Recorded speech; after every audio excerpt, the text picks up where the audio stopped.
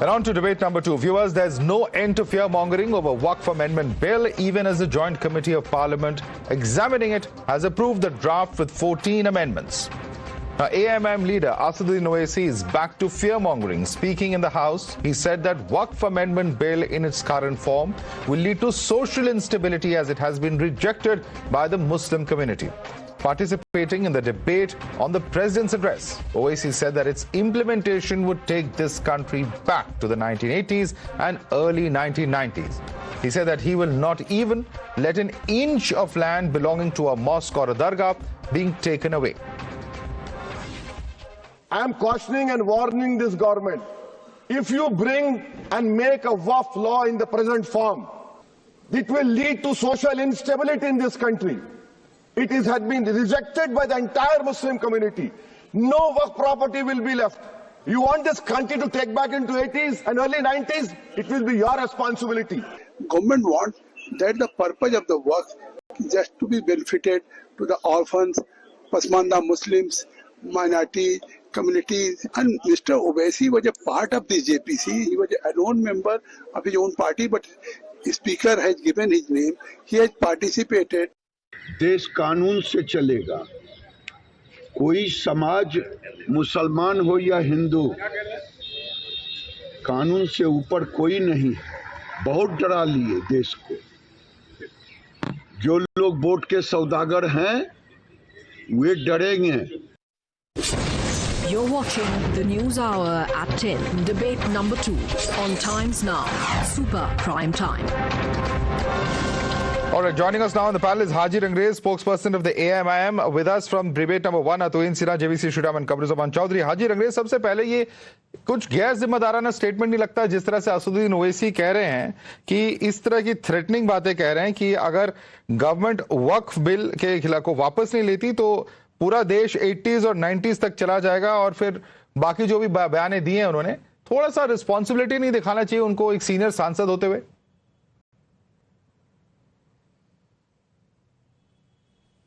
देखिए, जब हमारे खिलाफ कोई कानून बनता है तो जितनी सो कॉल्ड सेकुलर पार्टियां हैं वो उनके मुंह में दही जम जाती है. और बैरिस्टर साहब ने जो कहा बिल्कुल सही कहा. अगर ये वाला कानून वक्फ अमेंडमेंट वाला बिल आता है तो जैसे सीए का और एनआरसी के खिलाफ जो पूरे देश में आंदोलन हुआ था उसी तरीके से होगा. उसमें क्या गलत है?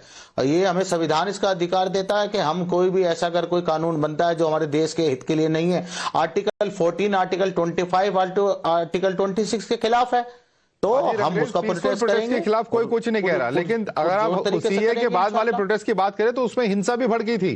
क्या उसको भूल रहे हैं आप? देखिए, हिंसा करने वाले बीजेपी के नेता कपिल मिश्रा थे जो मास्टरमाइंड थे.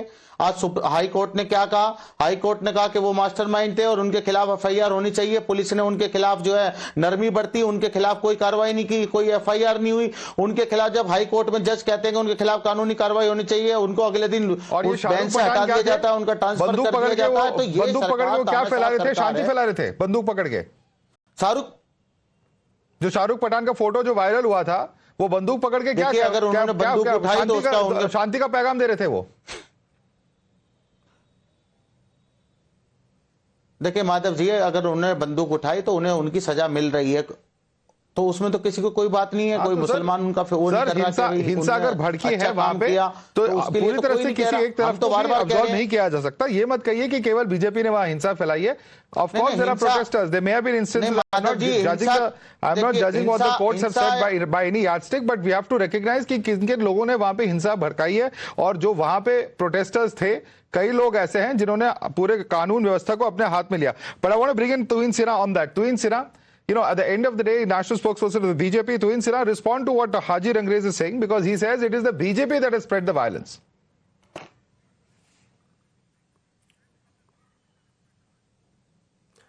You know, Owaisi is partially right when he says that this amendment is going to take the country back to the 80s.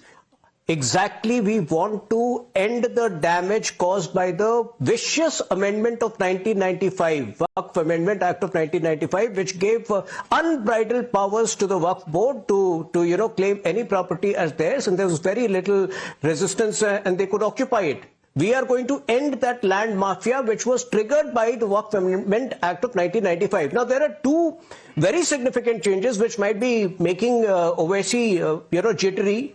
But those two are needed. For example, these are landmark changes. The Waqf Board would from henceforth, if this bill comes through, the Waqf Board would have non-Muslims in it. Now, I will tell you why it is important. Most of the properties claimed by Waqf Board belong to non-Muslims. So why do we not have non-Muslims in the Waqf Board itself? There is a temple in Tamil Nadu which is 1500-year-old temple. That village has been claimed by the Waqf Board. Gurudwara, 400-year-old Gurudwara in Haryana, that has been claimed by the Waqf Board. So it is important to have non-Muslims in the Waqf Board. Number two, I think another important clause which is there in the present amendment, that you need to be a practicing Muslim for 5 years in order to be able to give your land to Waqf. That again is a very important clause that will prevent the misuse or the aggrandizement tendencies of the Waqf Board. So these are landmark things, and these are when this government makes a commitment, it makes sure that this bill comes through. Owaisi can whine, Owaisi can cry, but these amendments will see the light of the day. Kamruzaman Chaudhary, does your party agree with what Mr. Owaisi is saying? Because at the end of the day, they are saying this is against the constitution, they are saying this is against all procedures. At the end of the day, it is the JPC that has approved this, and members have approved this bill, and is going through a parliamentary procedure which is constitutionally mandated. No, Madhav, I am not a spokesperson officially of the Congress party in your channel right now, but as a congressman who believes in the secular nature of the Constitution of India, I can of course vouch for hundreds and thousands of people who feel that they are being cheated by the BJP government in scrapping the Waqf Act 1995. And why I say so? Over the last few years, when the disputes have been reaching various courts of Uttar Pradesh, in particularly over claiming of a temple under the mosque, the only impediment that was there, according to your learned lawyer friend, that is Mr. Vishnu Jain, who says that once a Waqf, always a Waqf. That is a very big, important amendment that was there in the Act, post 1947. Now, what happened is that this statement needs to go so that they can claim temple on every mosque that they feel that is doubtful. So an era of information and misinformation was started by the deep state Hindutva ecosystem in India by bringing in some statements of some obscure Muslim leaders like the All India Muslim Jamaat. Nobody knew him beforehand, who claimed that the Kumbh land was a Waqf property without any basis. Now, my simple point is that you want to go in for a majoritarian agenda by bringing in the Waqf Amendment 2024. Fine, go ahead with it.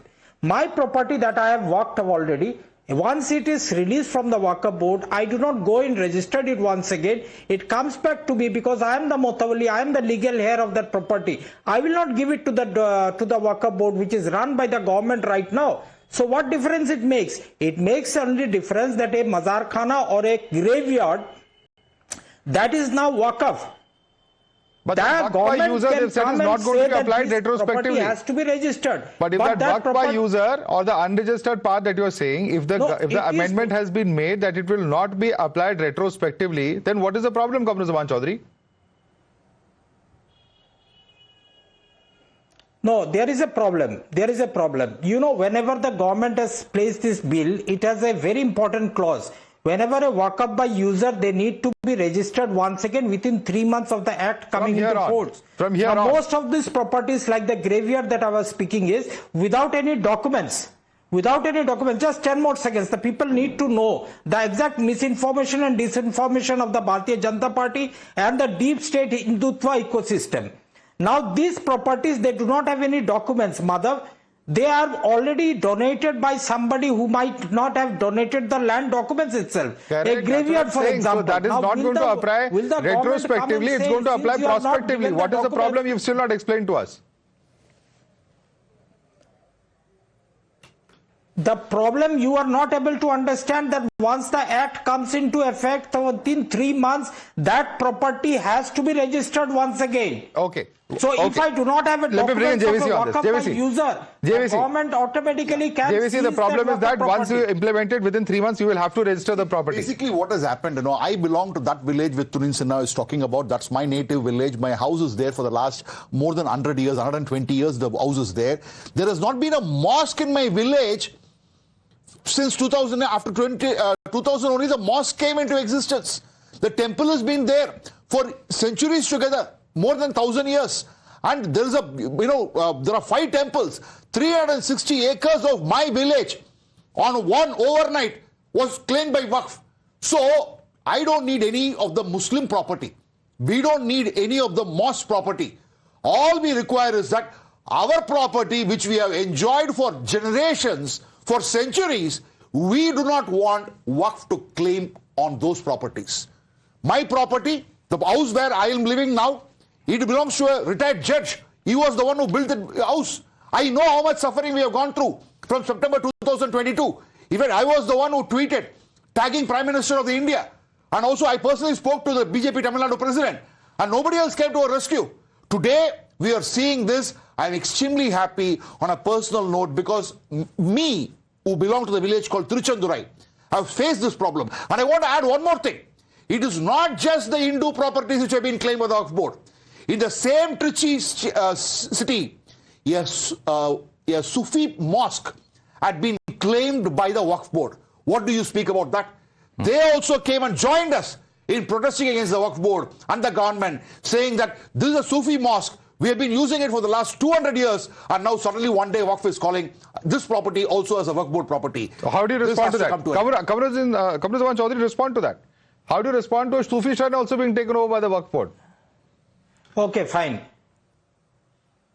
Okay, fine. Very important question that JVC, my friend, has raised out here. What happens is that whenever the Waqf board is formed or the Waqf tribunal is formed, no member of the general public is being appointed. All the members are appointed by the government of the state or is a central Waqf council are appointed by the government of India. Now, when a claim of this sort was placed in Tamil Nadu or in Trichy or in some other parts, or some Tom, Dick and Harry coming and claiming the cooked land as Waqf, these are isolated incidents. And how does the Waqf Act 1995 deal with those? There are always claims and objections to it. There is a layer to address this problem. First the Waqf board. Chaudhary, large number of such cases have been, coming out of the public domain, calling them isolated.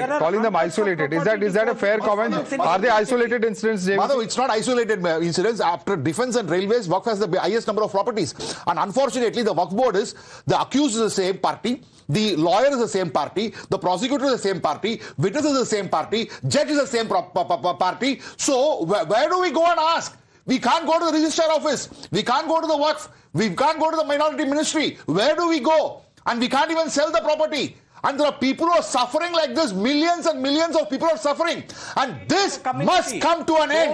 And this is coming to an end right now. Okay. Don't try to misguide the public because you are a supporter of the BJP. No, I'm a victim. This will damage the country more than what you think. JVC, you are a good friend of mine. I know you are a secular person by heart, yes, but please do not. I do not want a piece of land from Muslims. I do not want a piece of land from the mosque. Madhav, can I ask? He's saying, okay, let me come in now. All he's saying, Kamruzaman Chaudhary, is that we want what land belong to us. We are not trying to take anybody else's property. And this ability of Waqf to be able to acquire property of others is all that this amendment tries to curtail. What is wrong with that? No. Madhav, the Waqf Act does not act like this. It does not have any power to acquire any property. It is just a custodian of the Waqf. Then how is even a 1500-year-old temple such as Tiruchendurai coming as a Waqf property or even being claimed? That's the larger question. We'll have to let me quickly bring in Tuhin Sinha. Tuhin Sinha, the larger objection coming from opposition parties, they are saying the reason we are calling this unconstitutional is that certain practices and procedures were not followed. Our voice was not heard as far as the JPC is concerned, and that's why they're calling it all draconian.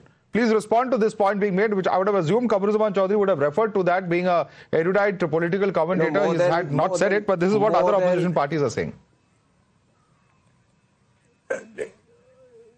More than 100 meetings have taken place of the GP-JPC in record 6 months. So you can imagine every week or on an average every week or every 10 days they were meeting. But obviously, Kalyan Banerjee, one of the 250 stakeholders. This is what JPC chairman has said. Breaking glasses and 38 meetings. So, but obviously Kalyan Banerjee and other members were busy, protesting and throwing glasses and whatever. See, let me simplify it in 30 seconds. What the 1995 amendment had done was that it had made the entire system lopsided. So, for instance, supposing there was a robbery at my home, if I went to the police station to file a FIR, the onus was on me to prove that, these are the things which actually belong to me. That should not have been the case, and that is what we are reversing through this Waqf Amendment Act of 2025. This will be a historic thing, and they can whine. They've done exactly this during CEA. What happened? CEA became a reality. Similarly, the Waqf Amendment